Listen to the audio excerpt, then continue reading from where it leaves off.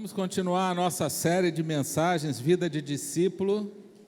Terceira mensagem, o discípulo é um conquistador. E nós vamos dividir essa mensagem em duas partes. Vamos começar hoje, vamos concluir ela no domingo. O discípulo é um conquistador, porque Jesus, ele é um conquistador. Ele conquistou o céu para nós. E foi com muito custo, muito sofrimento, foi com a própria vida.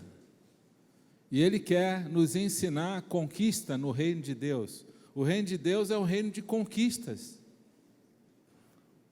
E a começar pelas conquistas espirituais, que a Bíblia diz que Ele já conquistou no mundo espiritual para nós, todas as bênçãos espirituais.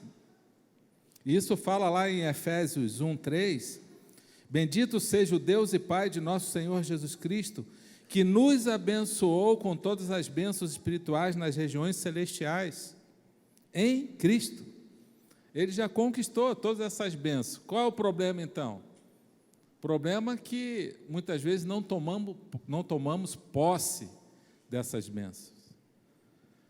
Precisamos tomar posse.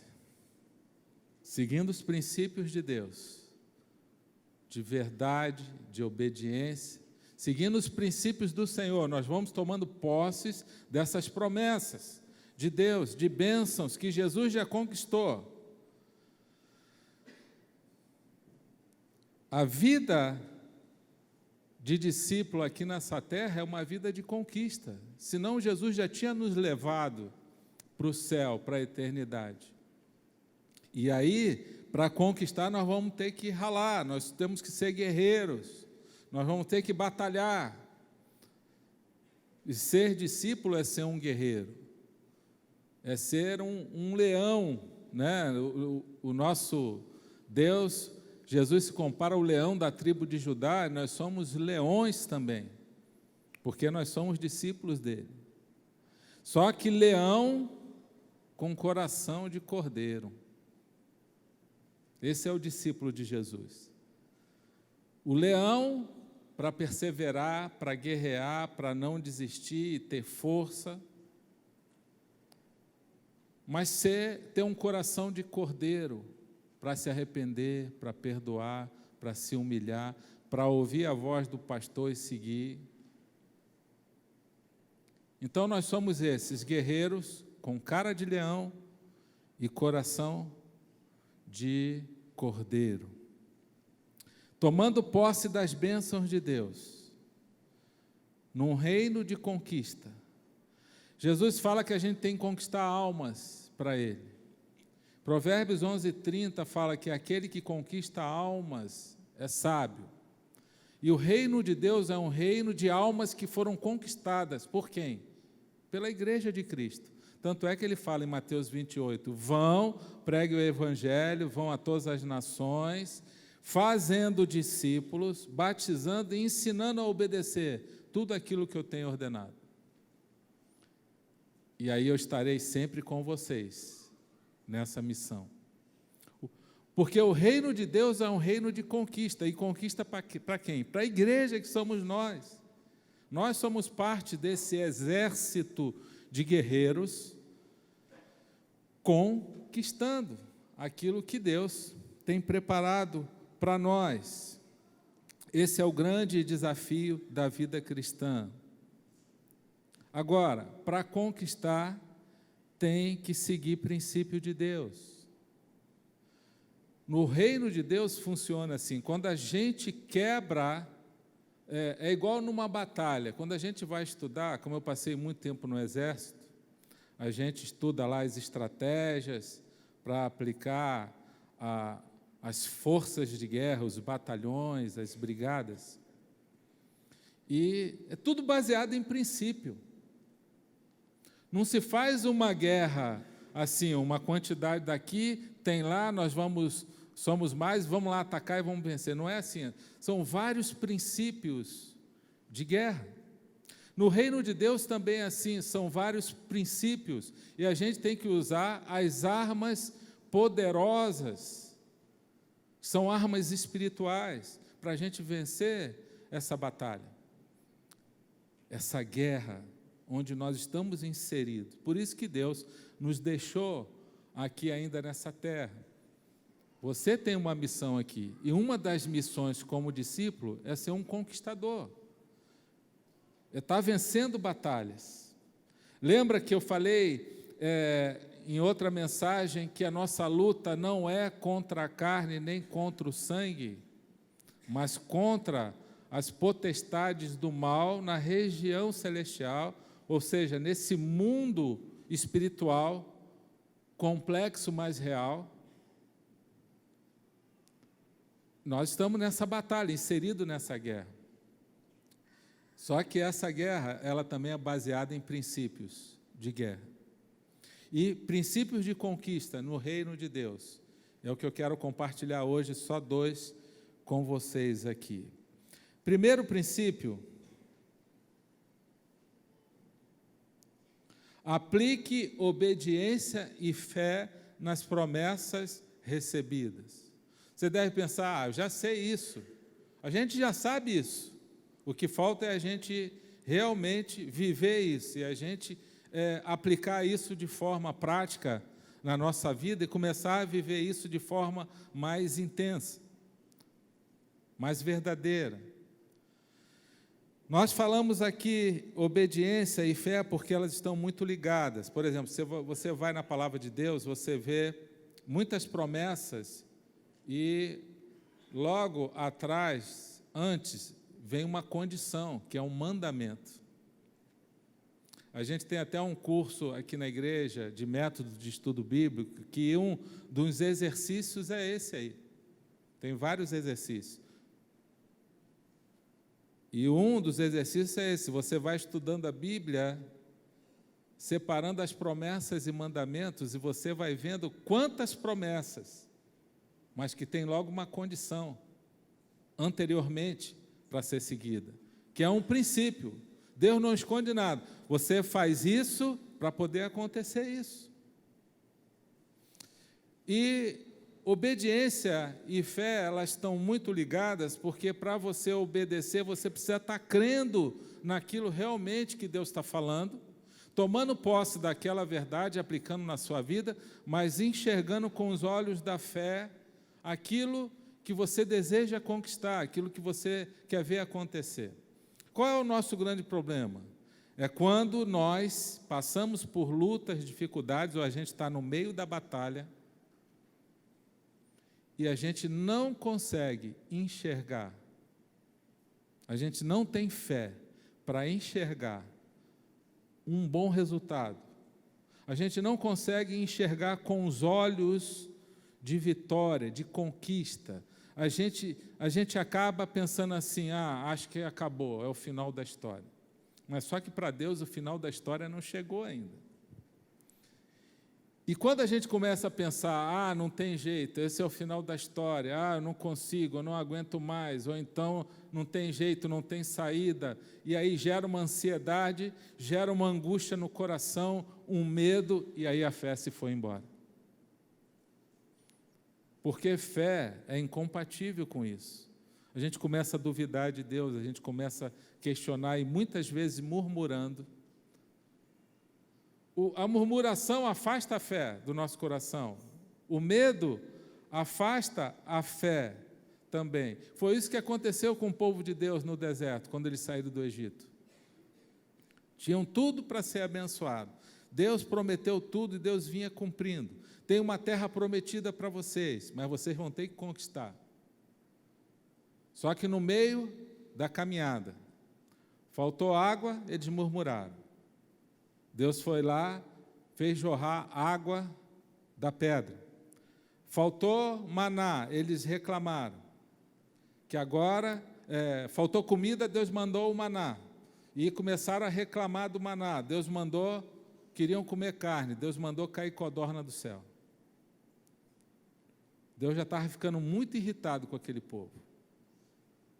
Deus estava guiando eles com uma coluna de fogo à noite e nuvem durante o dia. Deus se mantendo presente, Deus mostrando, eu estou com vocês, somente obedeçam. Obedeçam e tenham fé, acreditem que eu estou com vocês. Só que esse povo se perdeu. Trazendo para a nossa realidade, muitas vezes nós nos perdemos, porque a gente está no meio da caminhada, no meio da batalha, e a gente acha que já é o final da história. E aí perde a alegria no Senhor, perde a fé, desanima, murmura. E isso entristeceu tanto a Deus que Ele falou: ninguém acima de 20 anos vai entrar na terra prometida, a não ser Josué e Calebe, que foram 2 homens de Deus, que não murmuraram, não perderam a fé e acreditaram.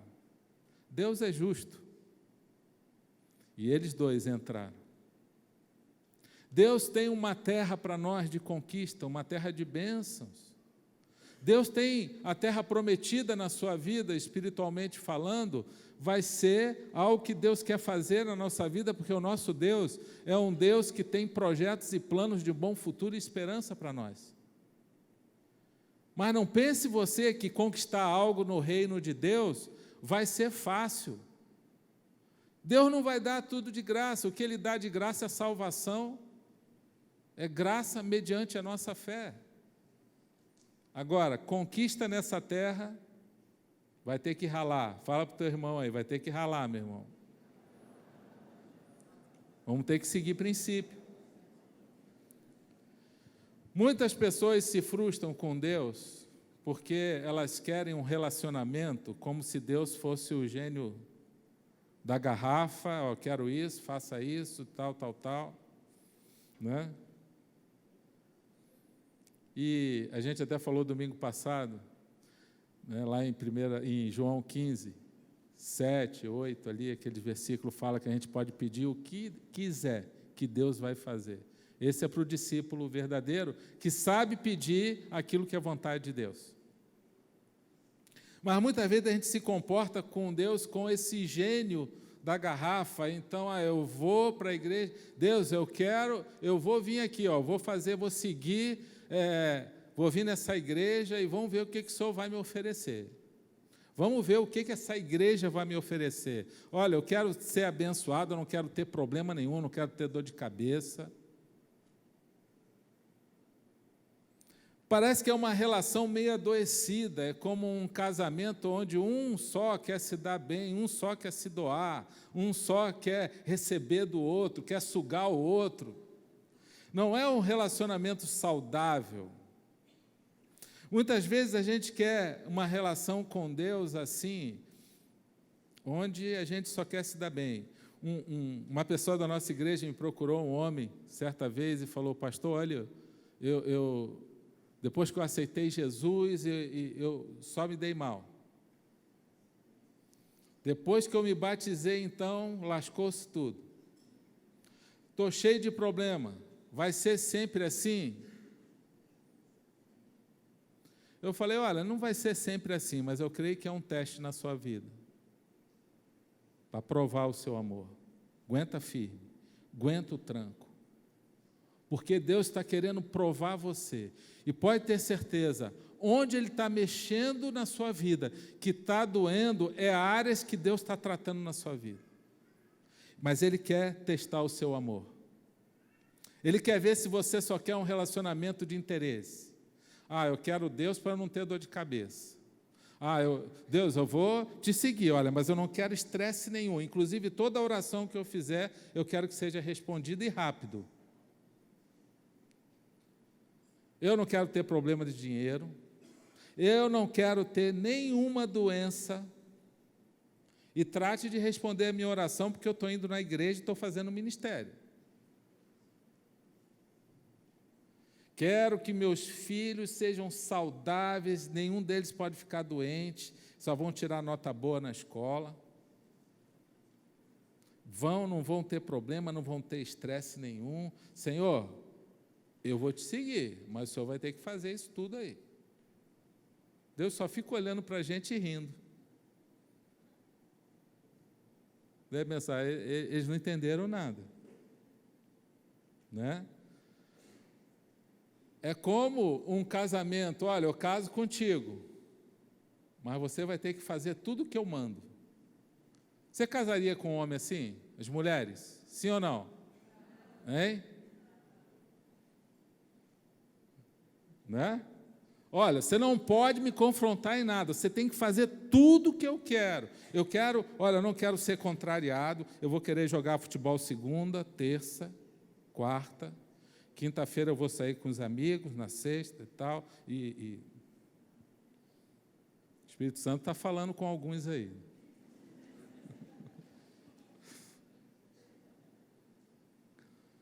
Aí, Deus falou, não, mas espera aí, nós estamos numa aliança.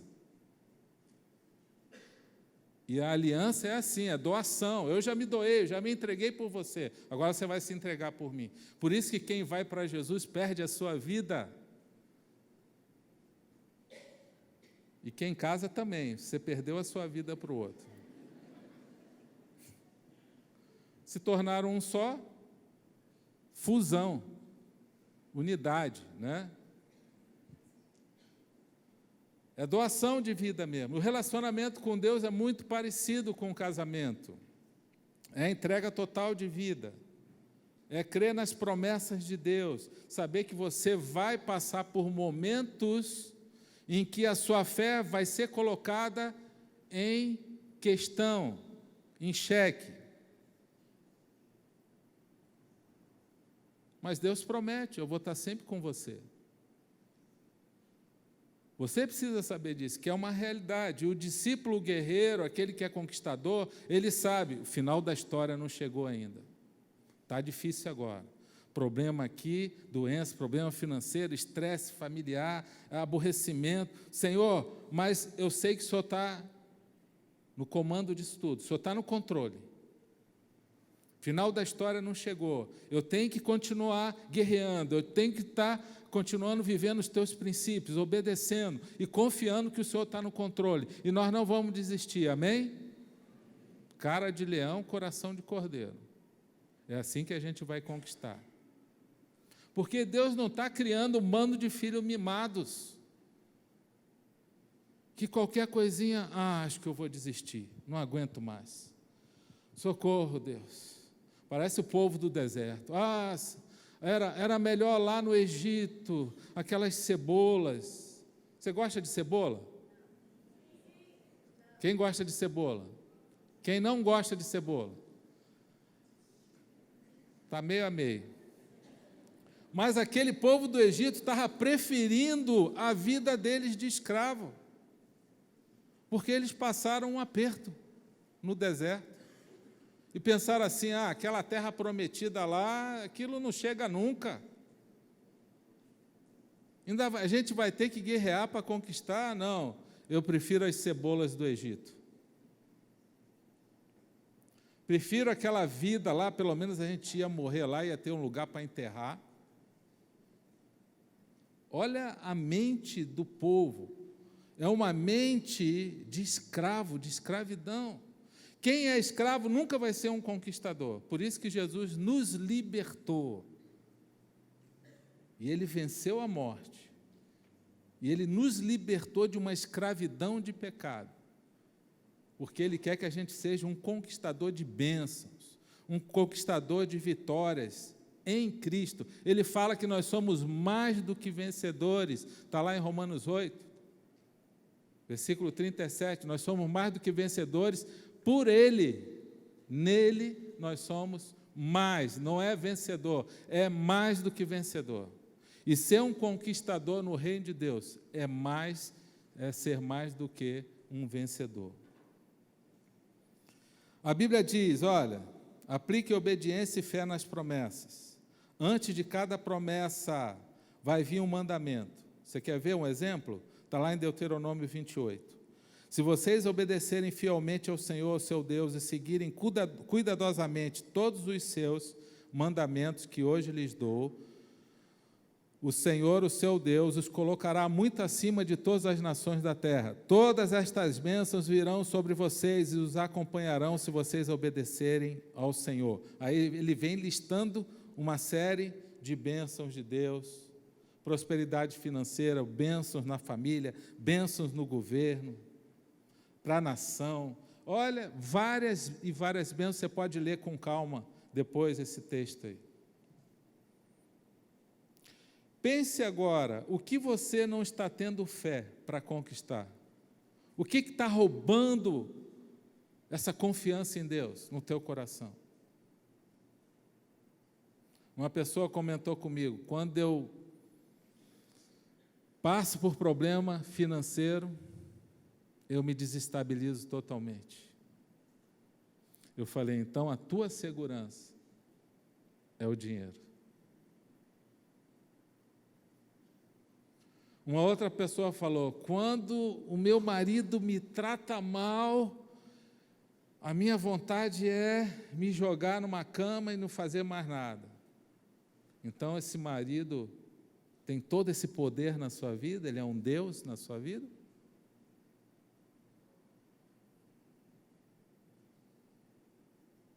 O outro falou, quando eu fico doente, eu já penso que eu vou morrer daquilo que a minha família, na minha geração anterior, teve, aquela doença terrível e tal, eu já começo a pensar que eu vou sofrer aquilo tudo. O que tem roubado a sua fé?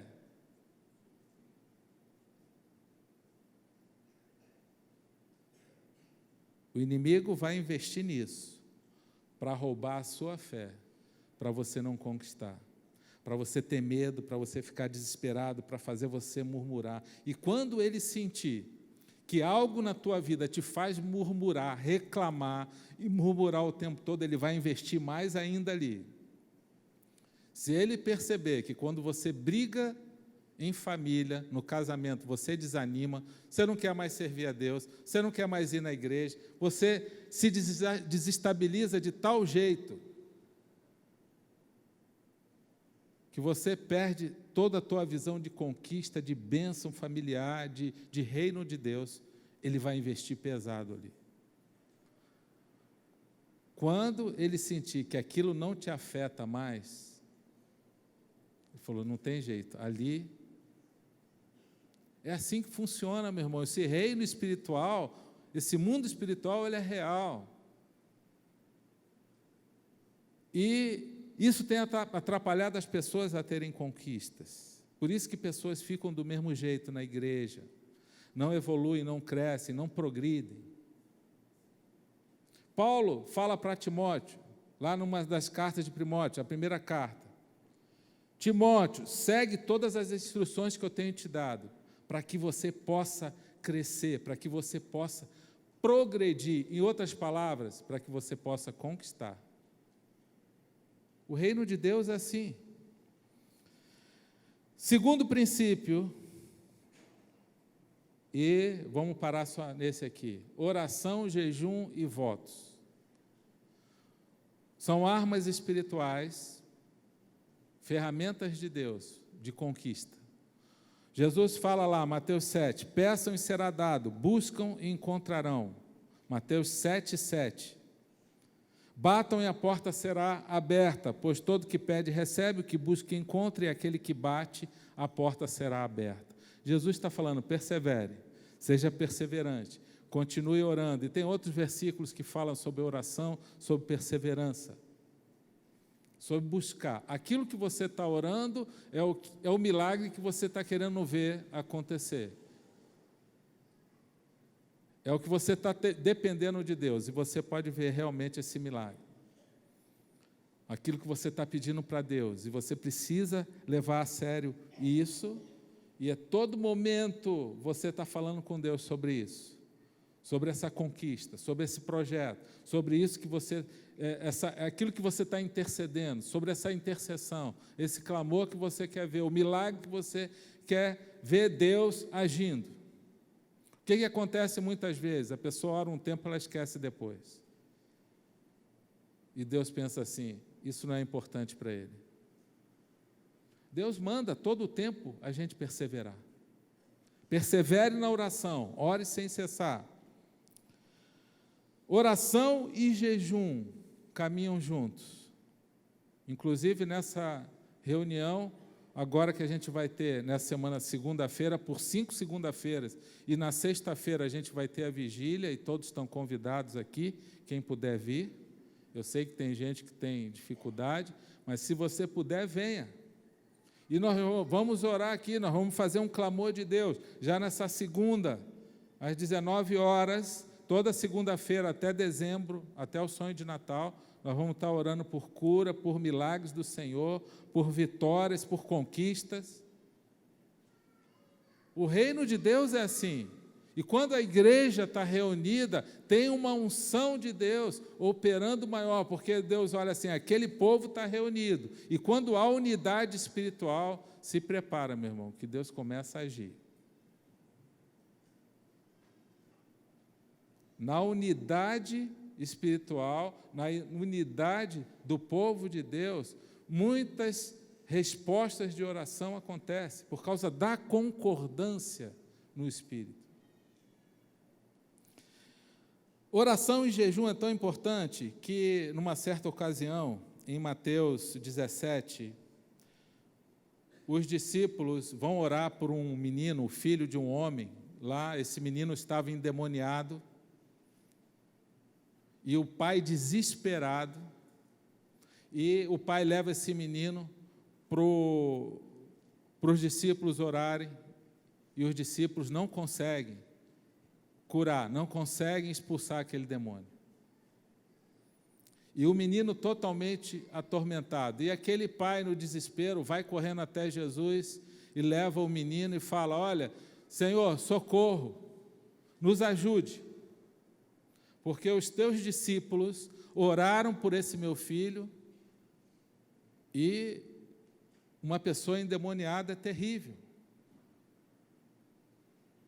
Não tem outro jeito de ajudar, a não ser o poder de Deus. Médico não resolve o problema, enfermeiro não resolve. Remédio não resolve. É só o poder de Deus. É só a ação do nome de Jesus, a autoridade do nome de Jesus, para resolver aquele problema. E Jesus fala, ó geração perversa, incrédula, até quando estarei no meio de vocês? Jesus dá uma palavra dura para aquele homem, já sofrendo, e Jesus, na verdade, ele estava falando, incluindo os discípulos nesse pacote também. E Jesus, os discípulos falam, Senhor, por que a gente não conseguiu expulsar o demônio desse menino? Jesus falou, primeiro, a fé de vocês é pequena. Toda vez que você for orar por uma pessoa possessa, se acontecer com alguém, aqui, não tenha medo, porque se entrar o medo, a fé foi embora. Vá ali em nome de Jesus, ele não vai fazer nada com você. Você ora de olhos abertos, que a Bíblia fala para orar e vigiar, e você ora na autoridade em nome de Jesus e manda aquele demônio embora daquela pessoa.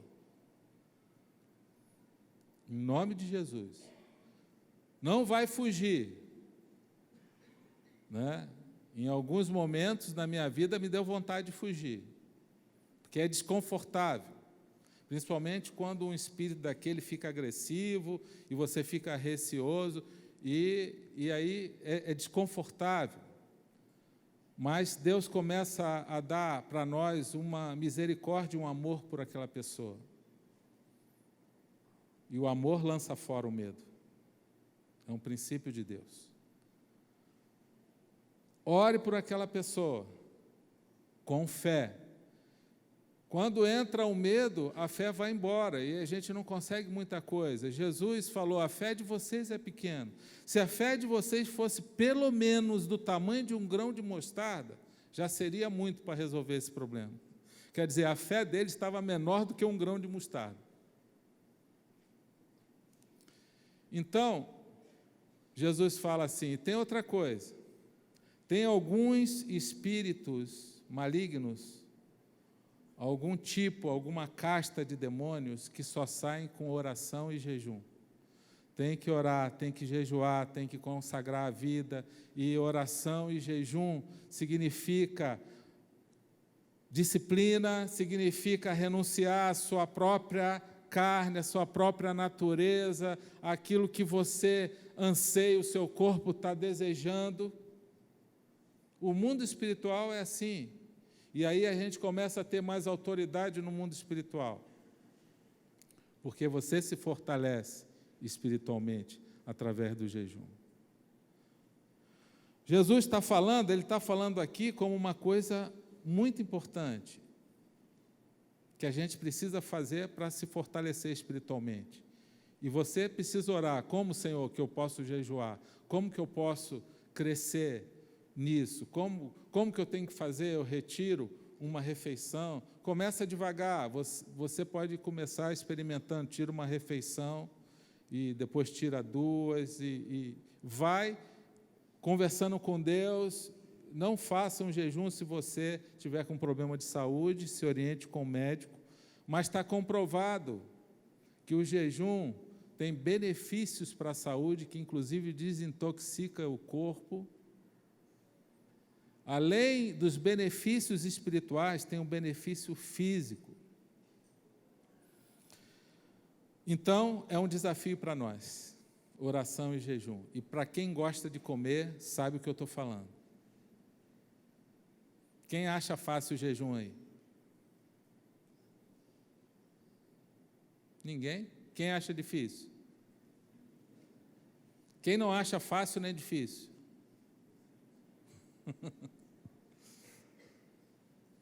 Não é fácil. Dá dor de cabeça, dá vontade de...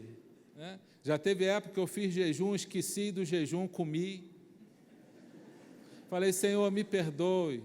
Como que eu posso ter esquecido do jejum que eu estou fazendo? Fiz jejum naquele dia, a Claudinha fez a melhor comida. E eu não falei para ela, você tem que avisar para a esposa.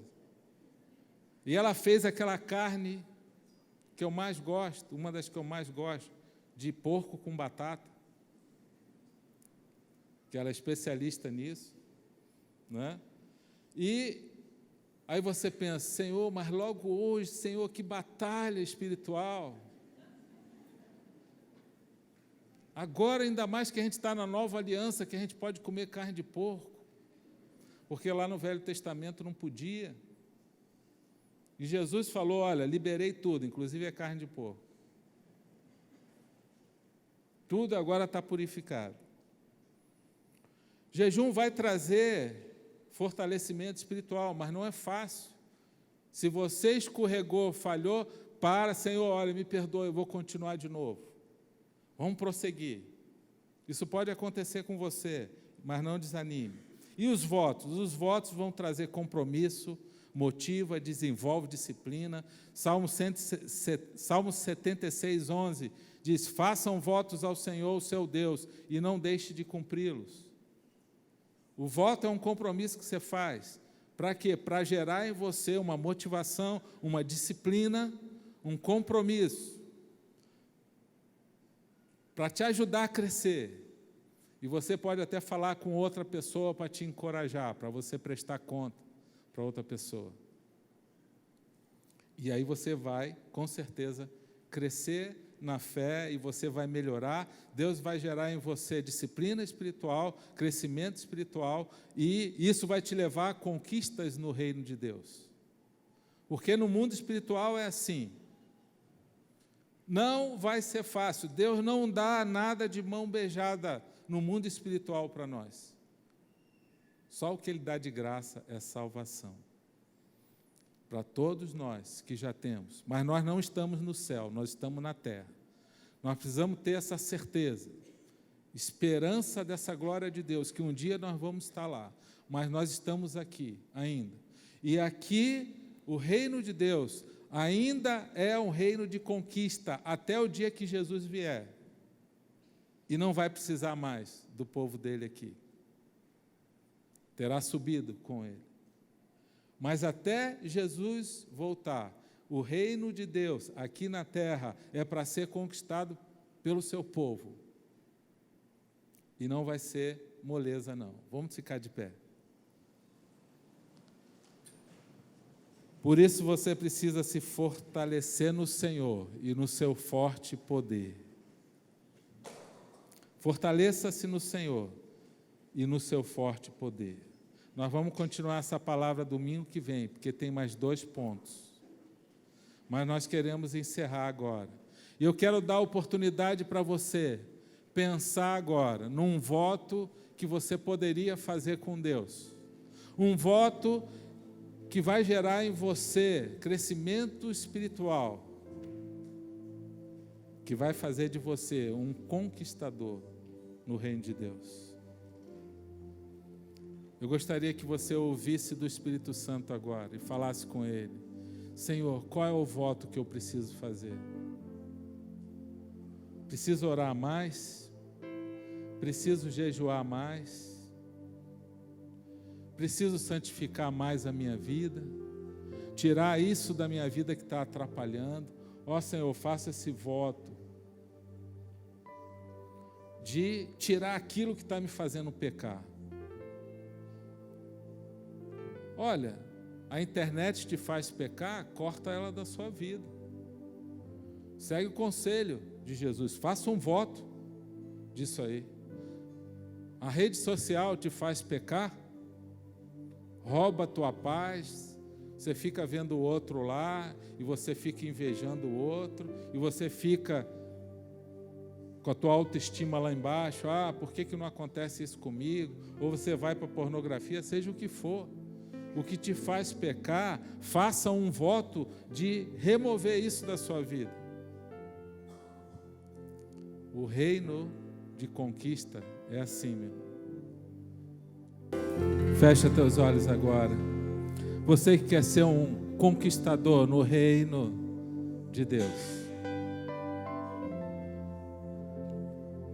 aplique fé e obediência às verdades de Deus no teu coração. Creia, confie no Senhor. Lembra que no reino de Deus a oração é uma ferramenta que Deus nos deu para a batalha.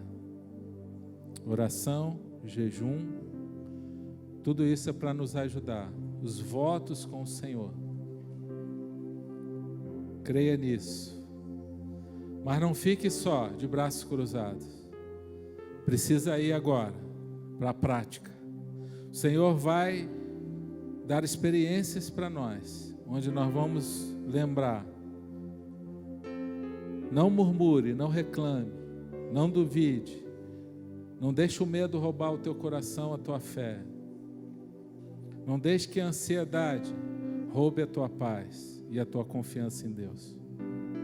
Pai, nós oramos agora, te agradecemos, porque o Senhor tem cuidado de nós. Abençoa a tua igreja, Senhor. Queremos ser conquistadores no teu reino, reino de bênçãos. O Senhor já conquistou na cruz as bênçãos no mundo espiritual para nós. Tomamos posse agora. Tomamos posse, Senhor, porque queremos seguir os teus princípios de conquista no teu reino. Abençoa a tua igreja, livra-nos do mal, livra-nos das ciladas, Senhor, livra-nos dos acidentes, das enfermidades, protege, Senhor, as famílias da igreja. Senhor, que o inimigo não toque em nenhuma dessas pessoas, e também que ninguém dê brecha para Satanás estar agindo na vida de ninguém aqui. Senhor, abençoa o teu povo, Senhor, que a tua paz e a tua graça, o teu amor possa estar presente na vida de cada um, em nome de Jesus. Amém.